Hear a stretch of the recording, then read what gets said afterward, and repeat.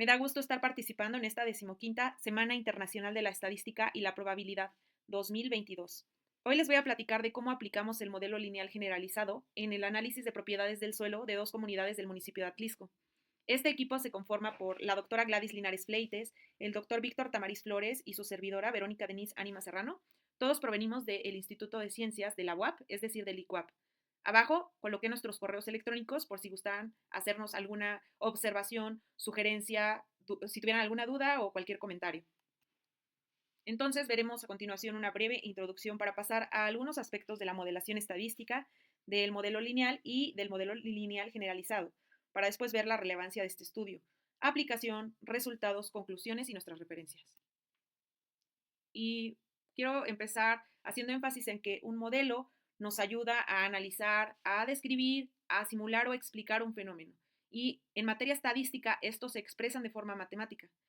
La importancia de un modelo lineal, ya sea general o clásico, radica en su propia estructura, que refleja los elementos explicativos de un fenómeno por medio de relaciones funcionales probabilísticas entre variables. Su propósito es formular y ajustar el modelo que explique la variable respuesta con el menor error posible y de la manera más simple. Una extensión natural del modelo lineal clásico es el modelo lineal generalizado. Estas dos técnicas son paramétricas, pues de alguna manera tenemos que hacer un supuesto de la distribución con la que estamos trabajando. Y bueno, la estadística como tal estudia la variabilidad. Dentro de las ciencias ambientales observamos y estudiamos fenómenos complejos que no siempre pueden ser modelados utilizando la estadística paramétrica clásica, por lo que un modelo lineal generalizado y sus características que veremos más adelante nos puede resultar una alternativa conveniente y versátil. Y en este trabajo la utilizamos para analizar relaciones entre algunas propiedades físico-químicas del suelo de dos localidades que pertenecen al municipio de Atlisco, Puebla.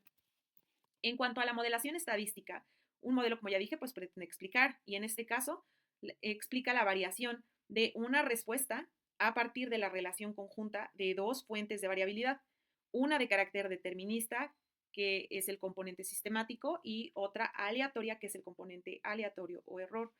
Nuestra respuesta es nuestra realidad empírica y nuestro componente sistemático es la función ponderada de los predictores o, bueno, nuestras variables predictoras, independientes, explicativas, y esto nos da una explicación teórica. Estos valores se consideran fijos y sin error.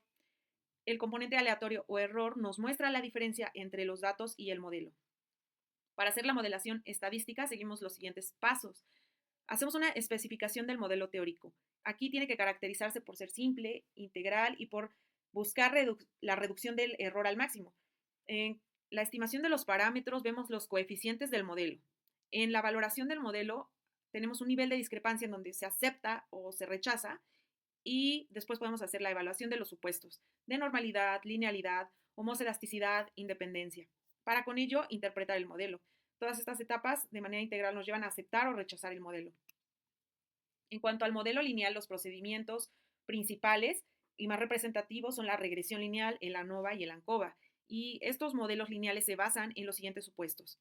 La variable respuesta Y se relaciona con la variable o las variables en cada caso independientes X, X1, X2, etcétera, que constituyen el componente sistemático. El componente aleatorio, o sea, los errores, se distribuyen normalmente con varianza constante. En un modelo lineal generalizado que, como les comentaba, nos daba unas características en donde llevaba un mayor alcance que la modelación lineal clásica, es decir, que extiende y flexibiliza esta técnica porque cumple funciones como predecir la variable respuesta Y en diferentes contextos, incluyendo diferentes supuestos del modelo clásico, como por ejemplo la no normalidad. Eh, También podemos, bueno, calcular los p-valores, inferir los efectos que la variable x tiene sobre la variable respuesta y también podemos dotar a la variable y de una distribución conocida y de parámetros conocidos para ser capaces de modelar la distribución de y. O sea, entender cuáles son los efectos que x tiene sobre y condicionar las x a los efectos y obtener con esto una estimación de cómo se distribuye o comporta nuestra variable y. Aquí les muestro un resumen de las características de los principales modelos lineales y el modelo lineal generalizado que estamos utilizando en este estudio, que es la regresión logística. Entonces podemos ver que en el modelo lineal la variable respuesta es numérica, o sea, cuantitativa. En el modelo lineal generalizado es categórica binaria. En el modelo lineal el componente sistemático puede ser numérico, categórico o mixto. y en el generalizado numérico. El componente aleatorio en el modelo lineal es normal y en este caso, nuestro modelo lineal generalizado, el componente aleatorio es binomial. La función de enlace que nosotros estamos ocupando para nuestra regresión logística es la función de enlace logit. Y bueno, para la construcción y evaluación de los modelos lineales generalizados seguimos los siguientes pasos. Llevamos a cabo una exploración de los datos para después especificar el modelo teórico. Pasamos al ajuste del modelo a los datos, en donde hacemos la prueba de significación para los estimadores del modelo y calculamos la cantidad de varianza explicada por el modelo. En el modelo lineal generalizado, esto se conoce como la devianza. Y esta nos da una idea de la variabilidad de los datos. Para obtener una medida de la variabilidad explicada por el modelo, comparamos la devianza del modelo nulo con la devianza residual. Esto nos da una medida de cuánto de la variabilidad de la variable respuesta no es explicado por el modelo. Después pasamos a el análisis de los residuos y después a la interpretación del modelo. Pero, ¿por qué es importante analizar las propiedades fisicoquímicas de los suelos de estas dos comunidades y de cualquier otro sitio con, bueno, estos análisis estadísticos? Bueno, esto radica en la propia importancia del suelo y las funciones que el compartimento cumple. Sabemos que el suelo es capaz de suministrarnos alimentos, fibras, combustibles, materiales de construcción, productos farmacéuticos y recursos genéticos, que también es capaz de retener carbono y de regular el clima, de regular inundaciones, de purificar el agua, de reducir contaminantes del suelo. También participa en el ciclo de nutrientes y es hábitat para miles de microorganismos, macroorganismos o animales y permite también la conservación de estas especies. Y bueno, también de animales y plantas. Es base para las infraestructuras humanas y la herencia cultural. Estas y otras muchas funciones dependen de las características o de las propiedades del suelo. Y estas propiedades del suelo nos hablan del estado y la salud de este compartimento. También nos hablan de qué funciones puede realizar y qué vocación se le puede dar al suelo.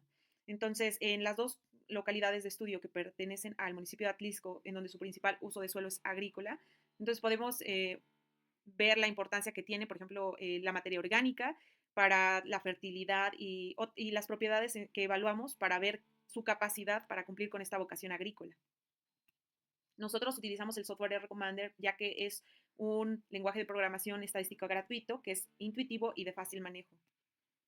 Para la aplicación, partimos de la investigación de fitoextracción de suelos contaminados por elementos potencialmente tóxicos de la región de Atlisco, Puebla, de Ávila y Tamariz del 2017, en donde se seleccionaron y se extrajeron datos de interés, a partir del cual resultaron en la siguiente base de datos, en donde se pueden ver las 13 muestras tomadas en ambas localidades, la localidad San Juan Portezuelo y la 10 de abril, y podemos ver las variables o las propiedades seleccionadas, que son los valores de pH en relación solo a agua, la conductividad eléctrica, el porcentaje de materia orgánica, el porcentaje de nitrógeno y la capacidad de intercambio catiónico de cada una de estas muestras.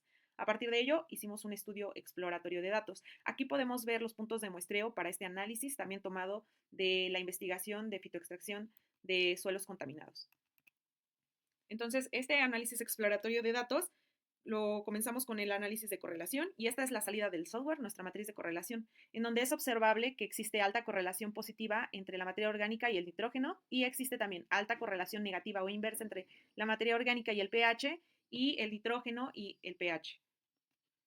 Dada la existencia de estas altas correlaciones de Pearson entre estas propiedades, se decidió realizar la técnica multivariada de análisis de componentes principales. En ella obtuvimos una proporción de varianza explicada de 0.64 de la primera componente principal. También podemos ver aquí la expresión de esta componente principal 1 y la salida del software.